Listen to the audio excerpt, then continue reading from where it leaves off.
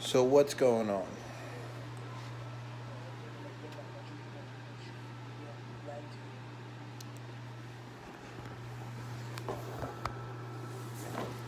What's up, everybody? It's the Brand Builder, and in today's video I'm going to be talking about working for power versus working for money. What does this mean exactly?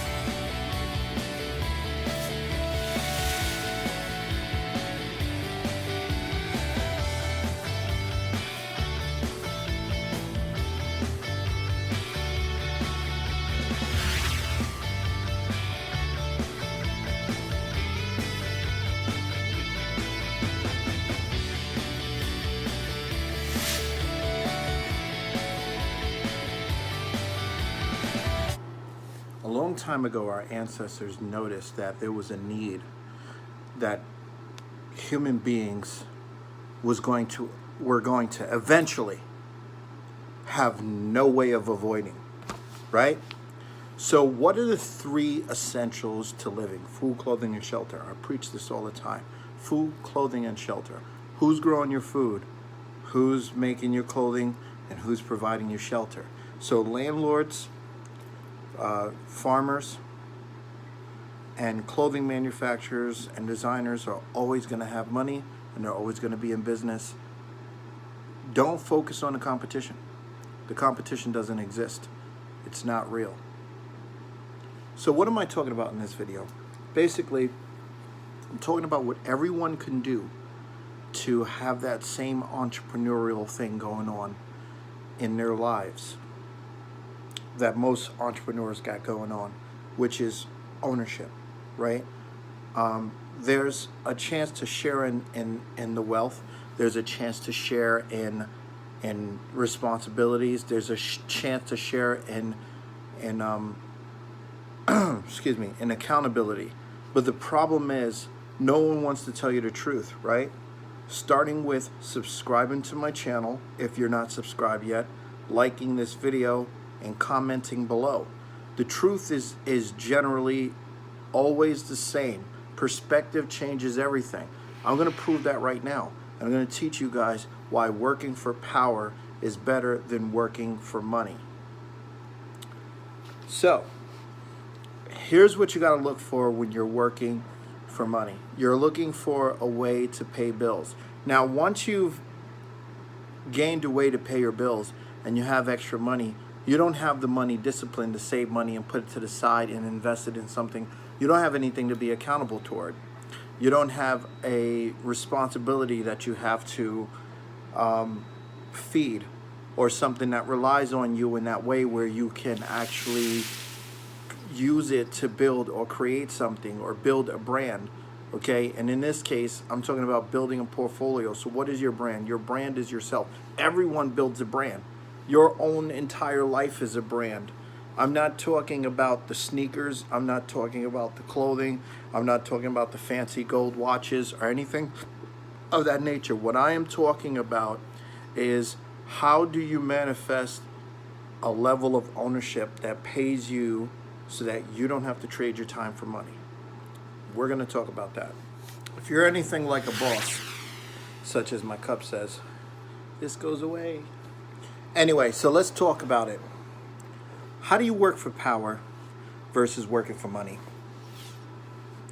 So now, after you're paying all your bills, after you're following me on Twitter at the link below, and after you've figured out a way to keep yourself going and balanced, because most people are good at keeping themselves balanced.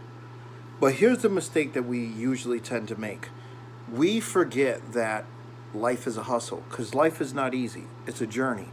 And the people who get to know that life is not easy they tend to end up becoming the biggest complainers in the world because they keep thinking about how screwed up things are and they're not living in their fullest potential, right? Now, I say that not everybody could be a business owner.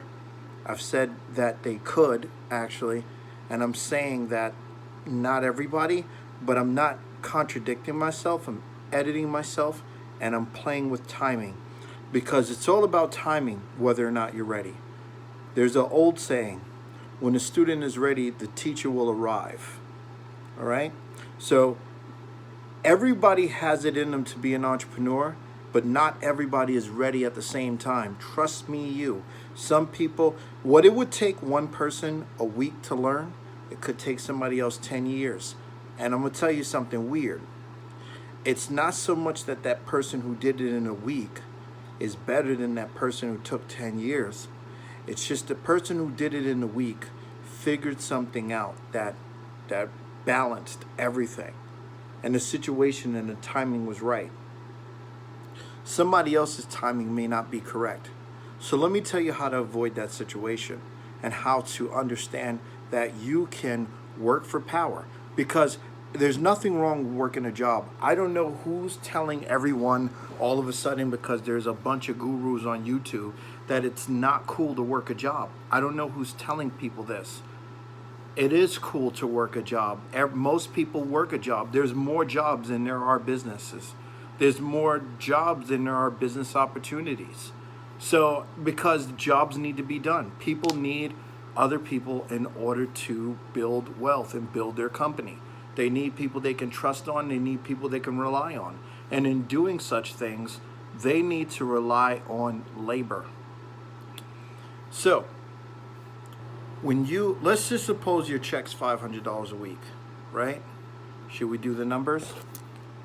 Okay, let's play with some numbers, guys.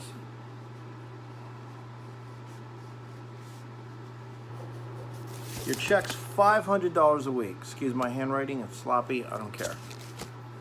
What's the first thing you do? Tell me in the comments, what's the first thing you do? Somebody's gonna say you pay your bills. I'm gonna tell you that is not what you do. I don't care if it's as little as $25 to $100. The very first thing you do is you pay yourself. Now, what are we talking about, pay yourself? That's right, you need a separate checking account. This is where diversification comes into play, the thing I talk about all the time, and segregating your money. So, you put it in a separate savings account or checkings account. I always recommend to people that you have more than one checkings account. You should probably have two if you can help it. If you can't help it, get a money market account, because you can still write your rental checks with a money market account. Sometimes to certain banks you're limited to 6 transactions per year or month, excuse me. So you can actually write a check for rent out of a money market account, and the interest rate that they pay you is higher from a money market account. So keep that in mind. Next, excuse me, let me drink some of this coffee really quick.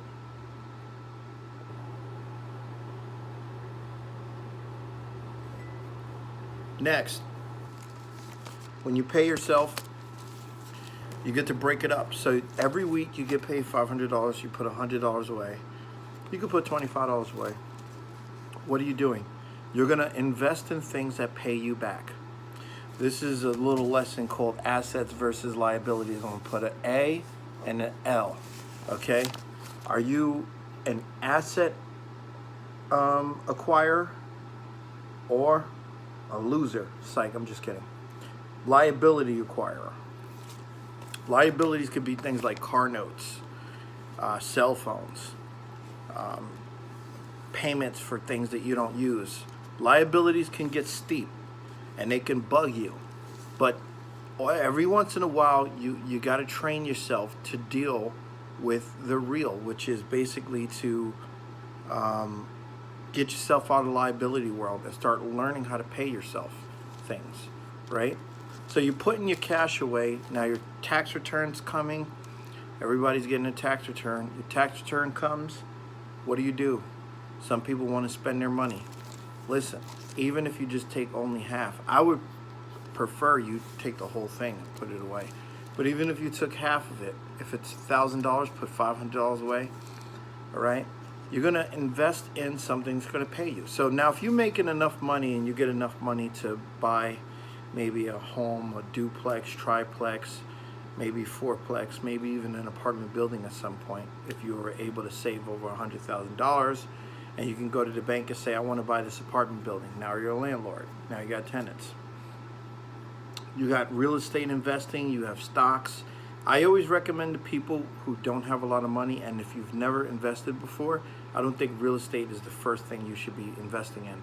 You should probably start investing in some REITs, real estate investment trust, first, so that you can get your feet wet and understand the market a little bit better, and you can get yourself acclimated to getting monthly payments, such as like rental payments. So you'll have a feeling for what that's like to get paid monthly and get paid rent. You'll have an understanding, and you can manage it as well. So now you're working for power. Whole different dynamic. You're not doing that paycheck to paycheck thing.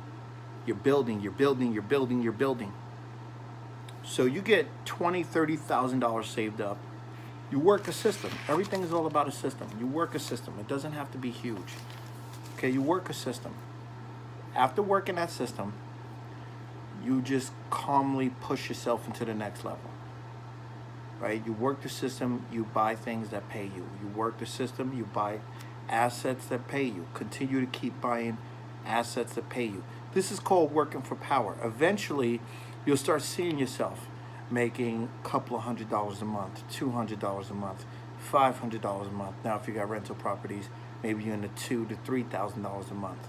So what is the question? What are you asking yourself here? Suppose your job pays you $4,000 a month and you're making $2,000 a month just in interest and dividends, rental payments, and all other stuff. You know what you're doing now? You're making $6,000 a month. So now you're in a higher income bracket, and you could just keep doing the same thing, wash, rinse, repeat. But prepare yourself, keep doing this until you retire.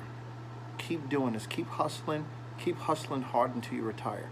The people with the craziest work ethics are the ones that are going to win at the end of the day. The people who would stay and do overtime when asked, the people who hustle, the people who just don't quit, they just keep pushing forward. They're going to get that money no matter what. Those are the people that are going to do the best. Those are the ones that are going to get it. So just keep that in mind. A work ethic is not something you can inherit. It's the only thing you can train yourself to. It's the only thing that you can control with certainty, is how you feel about working your behind off. So if you work at a gas station, be the best person there. Somebody call out, yeah, I'll pick up an extra shift. Push yourself. While you're young is the best time to be a workaholic. While you're young. Because once you start getting into your mid-40s and stuff like that, you're not going to want to work as much. It's not going to be as important to you to work as much. So while you're working and you're busting your tail, you want to make as much money as possible. That way, when you make your money and you have enough vested, you got a part-time job chasing you, right? The same amount of money you would get working a second job, you got chasing you in dividends, rental income, blah, blah, blah. You ain't got to worry about it. You're good. So now you keep working, you keep doing the same thing over and over again, right?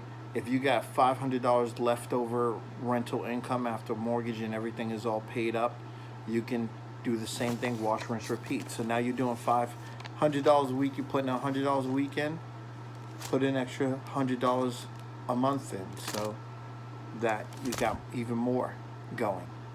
And then you invest that amount, or you buy more real estate. Either way, you keep it pushing, you keep it going until it's time to retire. And that's how you work for power, not for money. When you're working for money, you got to work 2 jobs and you can barely make the bills. You got to work harder than everybody else. You got to stay for overtime, even though you don't want to. And you're doing everything to pay the bills, and you're going to get worn out. That's the difference. See, your attitude is different when you're working for power because you know what and understand why you're there. You know what you're doing. You're not working because you have to. You're working because you need to build. You need that income from your job to build. All right? Thank you. Have a good one. Enjoy. Oh, yeah. By the way, subscribe, like. Stay up to date. Let's have fun.